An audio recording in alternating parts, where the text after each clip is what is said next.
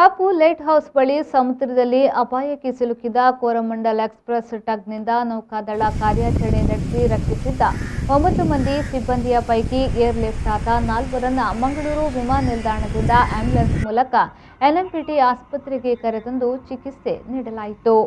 ಎಲ್ಲರೂ ಆರೋಗ್ಯವಾಗಿದ್ದಾರೆ. 4 ಮಂದಿಯನ್ನ ಈಗಾಗಲೇ ಎನ್ಎಂಪಿಟಿ ಆಸ್ಪತ್ರೆಗೆ ದಾಖಲಿಸಲಾಗಿದೆ. ಉಳಿದ 5 ಮಂದಿಯನ್ನ ಕೋಸ್ಟ್ ಗಾರ್ಡ್ ಹಡಗಿನ ಮೂಲಕ ಎನ್ಎಂಪಿಟಿ ಬಂದರಿಗೆ ಕಾಪುವಿನಿಂದ ಕರೆತರಲಾಗುತ್ತಿದೆ. ಅವರನ್ನ ಕೂಡ ಆಸ್ಪತ್ರೆಗೆ ದಾಖಲಿಸಿ 24 ಗಂಟೆಗಳ ಕಾಲ ಅವರನ್ನ ನಿಗಾದಲ್ಲಿ ಇರಿಸಿ ಅಗತ್ಯ ಚಿಕಿತ್ಸೆ ಒದಗಿಸಲಾಗುವುದು.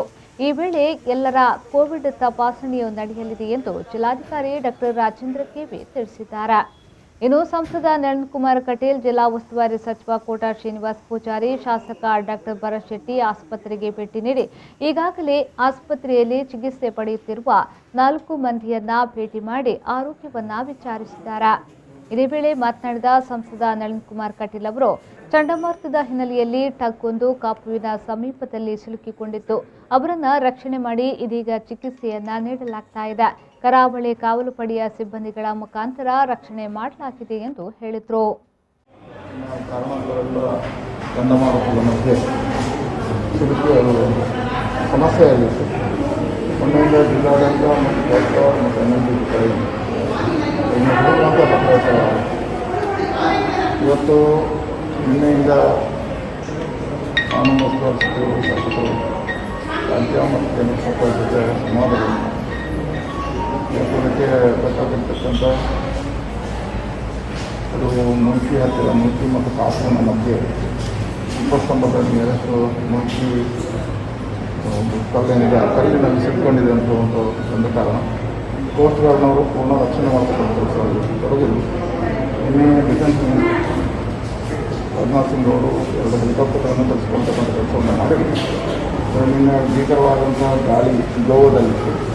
ಕೊಚ್ಚಿಯಲ್ಲಿ ಮಳೆ ಬಂದು ಏರ್ಪೋರ್ಟ್ ಬಂದರು. 2 ಕಾರಣಕ್ಕೆ ನಿನ್ನೆ ಬೆಳಿಗ್ಗೆ 6 ಗಂಟೆಗೆ 2 ಹೆಲಿಕಾಪ್ಟರ್ಗಳನ್ನು ಏರ್ಪೋರ್ಟಿಂದ ಬಂದರು. Good efforts on and 9 lives being saved today.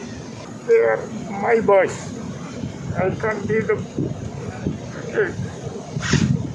thanks to media and thanks to everyone who put their best efforts to save their lives. See, in Marine we live like a family members. Let it be from any other state, any state, but we live like a one family. That should be the spirit. They have more courage to stay on board. For 2 days they struggled. By God's grace and in all your help, their life is saved. Thank you.